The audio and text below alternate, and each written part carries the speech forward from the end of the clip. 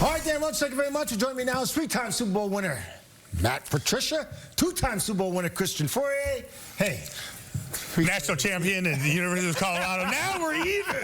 Now we're even. All right, break out the rings. Now we're good. We each got 3 rings. I love it. Good. Hey, they just come up with a big-time win today. A win they desperately needed. The Bears are terrible.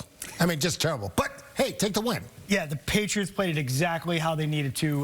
Tough place to play. Don't get me wrong. You know, you go out to Chicago in the wind, in those, conditions. I thought the Patriots played better than Chicago in that situation. Played the wind really well, and just the overall game plan. Did a great job attacking, I think, the Bears. Yeah, you can take you can take either approach, right? You can take hey, let's talk about how bad the Bears were, or you can really give credit to the Patriots for just doing what they were supposed to do. Because 3 or 4 weeks ago, the Patriots were the Bears. We were the ones talking about how the offensive line can't block anybody. They can't pick up a blitz. They can't pick up any stunts. The quarterback was getting sacked, and quarterback is running for his life. They figured it out, for at least for the short term. And I'm not even going to say what my thought process is on winning games and how good it feels, but it does kind of just lift everybody up. Regardless of what your record is, you ignore it, and everybody's in a good mood. Yeah, it's not easy to win in the NFL. Every single Sunday, Monday, whenever you play, it's not easy. So you take every win you can get. Everyone should feel good about it. Get on the plane, get home, have a great night, get with your family, and get ready to go next. So it's so important. All right, I want to talk about Brandon Schooler and this. Longhorn. Yeah. They call it Longhorn. Well, it's actually this. This is like Shaka Bra. It's actually this. He's got like 5 fingers up. Everybody's confused.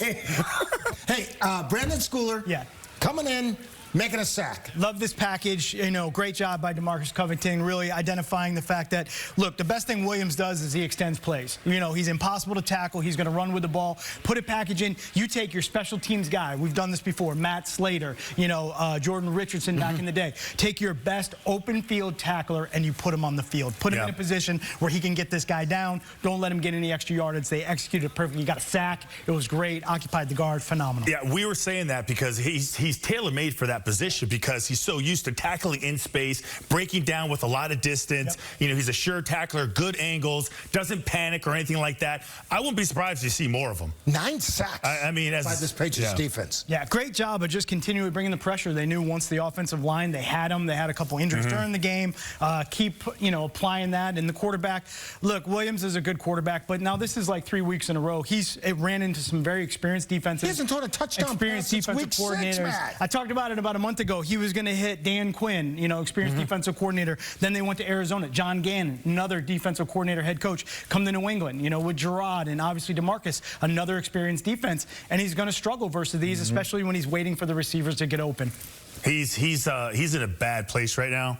I was just talking about just when I see him and you start comparing him to Drake May and each guy's development, Caleb Williams looks lost. He looks like there's no common sense, an obvious issue, an obvious situation where an unblocked guy, nobody says anything. To me, that's a guy that just, I don't know if he doesn't know or he doesn't care or he's just all his wires are crossed.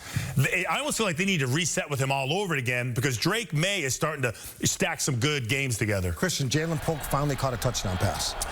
Well, here's my thought process on this. I'm curious what you think. I felt like he has not been playing great. He's not been catching the football. He's been struggling. A lot of people are calling for him to be benched. Me. But they put him in a situation, a trust situation, a trust fall on the goal line. Hey, he hasn't really earned it. He hasn't done anything to get those cool opportunities.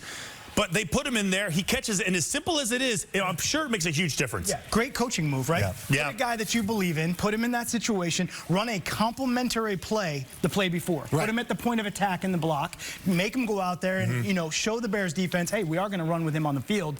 Now we put him backside. Great job throwing the linebacker, who's TJ, throwing him inside, releasing late to the flat to the left, offensively to the right defensively. A little bit of a different look.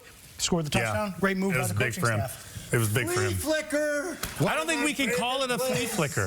The ball changed 4 times. the ball changed hands. Now, as a coach, aren't you? Isn't that the last? Isn't bad things happen when the ball changes hands 4 times? I think if it's a windy day and you're gonna throw the ball up and exchange it 4 times, I'm sweating that entire time. And then they called that 7 yards or 8 yards or whatever. They got positive yards. Oh man, I was amazed that they did that. I forgot about the wind because you can't tell watching it. But when they showed the flag or the goalpost, the thing was going all over the place. One of the tosses was a little bit high. You know, good job of catching it, controlling the ball, but you're holding your breath. Oh man, it worked. And you guys mentioned the win. One guy who didn't forget about the win is Joey Sly. Yeah, my favorite player today. Unbelievable to watch him, you know, kick in that environment. One of his kicks, great end zone shot on the TV copy. He's literally aiming for the left upright because he knows the wind's going to catch it, and he hits it right down the middle. You can see the ball turn. That's not easy to do as a kicker in, you know, Chicago in that environment. That was awesome. He's a weapon. Cannot take him for granted, though. No, I think special teams overall, the kicking game overall, I think has been really, really good. They were carrying their weight, right? They are making a difference. They are being productive. They are making timely plays when they need it the most, either in coverage or even return game or, you know, in the kicking game. They're doing it all. We got about 15 seconds left. You did a show with Bill this week. What's coming up on the show? This week coming up, we're going to talk a little bit of empty. We just finished our midseason all Belichick, you know, team, so that was a lot of fun. But getting back to some basics, so we're going to talk empty protection. A lot of young quarterbacks in the league right now are using this formation, so we're going to talk it through. Bears couldn't use it. No, they couldn't. No, Man, I would love to. I have a question on the empty, but I'm going to wait for the show. Wait for the show. I'm going to wait for the show. I have a question. It's called Coach. Right? It's called Great. Coach. All right. Thanks so much. Thanks so much for having me on. Great job. Appreciate it. Great job. I'm going to say goodbye to you. And never. I know. We're just connected.